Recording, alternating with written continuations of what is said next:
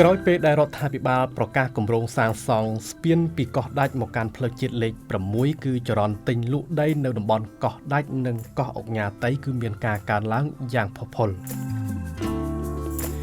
អ្នកជំនាញបានអះអាងថាចរន្តទិញលក់ដីនៅតំបន់កោះដាច់និងកោះអុកញ៉ាតៃគឺមានការកើនឡើងយ៉ាងផុសផុលបន្ទាប់ពីរាជរដ្ឋាភិបាលកម្ពុជាបានប្រកាសគម្រោងសាងសង់ស្ពានចេញពីតំបន់កោះដាច់មកកាន់ផ្លូវជាតិលេខ6អាតនាពេលខាងមុខនោះសូមជម្រាបថាតំបន់កោះដាច់និងកោះអុកញ៉ាតៃនេះគឺជាទឹកដីដែលមានអាកាសធាតុអំណោយផលមានទន្លេឃុំព័ទ្ធជុំវិញពោពេញទៅដោយដីមានជីវជាតិហើយតំបន់នេះក៏មានសកម្មភាពប្រជាពលរដ្ឋប្រកបរបរត្បាញហូលផាមួងផងដែរតំបន់នេះប្រហែលមិនស្ថិតនៅឆ្ងាយទៀតទេនៅពេលខាងមុខជាពិសេសនៅពេលដែលរដ្ឋាភិបាលសម្រេចការសាងសង់ស្ពានតភ្ជាប់នឹងផ្លូវក្រវ៉ាត់ក្រុងទី3និងទី4ត្រូវដំណើរការសាងសង់នាពេលខាងមុខដែរនោះលោកច្រឹកសុកនីមដែលជាប្រធានសមាគមអ្នកវាយតម្លៃនិងភ្នាក់ងារអចលនវត្ថុកម្ពុជាបានឲ្យដឹងថារយៈពេលចុងក្រោយនេះគឺចរន្តទិញលក់ដីនៅតំបន់កោះដាច់និងកោះអុកញ៉ាតៃគឺការទិញលក់គួរឲ្យកត់សម្គាល់ខណៈដែលផ្លូវក្រវ៉ាត់ក្រុងទី3បានសាងសង់ជិតរួចរាល់នោះលោកបានបន្តទៀតថានៅពេលដែលស្ពាននិងគម្រោងផ្លូវក្រវ៉ាត់ក្រុងទី4ដំណើរការនៅតំបន់នេះនឹងមានកំណើនទិញលក់នឹងមានការកើនឡើងទ្វេដងបន្ថែមទៀតចំពោះគម្រោងធំដែលត្រូវអភិវឌ្ឍនៅក្នុងតំបន់នេះគឺមិនទាន់លេចរូបរាងនៅឡើយនោះទេដោយសារតែហេដ្ឋារចនាសម្ព័ន្ធធំមិនទាន់លេចរូបរាងនៅឡើយនោះ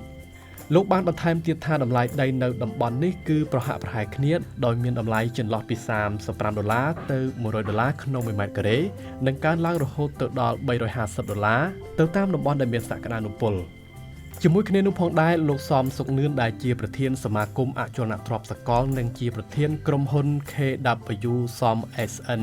Realty Co Ltd បានមានប្រសាសន៍ថាចំពោះកោះដាច់គឺស្ថិតនៅក្នុងតំបន់ជ្រោយចង្វារនិងកោះអុកញ៉ាតៃគឺស្ថិតនៅក្នុងខេត្តកណ្ដាលដែលគ្រោងដាក់បញ្ចូលក្នុងទីក្រុងភ្នំពេញផងដែរចំពោះផ្លូវក្រវ៉ាត់ក្រុងទី3គឺរាជរដ្ឋាភិបាលបានសម្រេចការសាងសង់បានជាងពាក់កណ្ដាលទៅហើយយើងមានស្ពានមកផ្លូវជាតិលេខ1មកលវាអែមនិងមកខេត្តព្រៃវែងខ្លះនិងបន្តសាងសង់ស្ពានទៅដល់កោះដាច់និងបន្តអភិវឌ្ឍរហូតដល់កោះអុកញ៉ាតៃទៀតផងលោកបានបន្តថាយើងសង្កេតឃើញថាតម្រូវការរបស់ប្រជាពលរដ្ឋខ្មែរចំពោះដីធ្លីជាប់នឹងទន្លេនិងសមុទ្រគឺតែងតែមានតម្រូវការខ្ពស់រាល់ដីធ្លីទាំងអស់ជាប់នឹងទន្លេនៅជាយក្រុងភ្នំពេញជាពិសេសនៅតំបន់កោះដាច់កោះអុកញ៉ាតៃគឺចរន្តទិញលក់តែងតែកើតមានឡើងមិនដាច់នោះទេ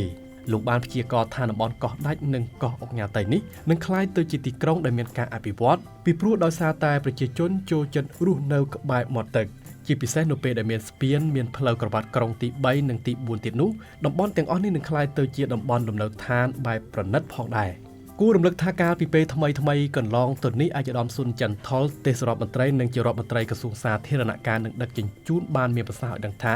រដ្ឋាភិបាលគ្រោងនឹងពង្រីកផ្លូវក្រវ៉ាត់ក្រុងទី3ឲ្យបានមួយជុំដែលការពង្រីកនេះត្រូវទាមទារការកសាងស្ពានចំនួន2បន្ថែមទៀតដែលទី1គឺស្ពានពីក្តីតកុយទៅកាន់តំបន់អរិយខ្សាត់និងទី2គឺស្ពានតភ្ជាប់ពីតំបន់កោះដាច់មកកាន់ផ្លូវជាតិលេខ 6A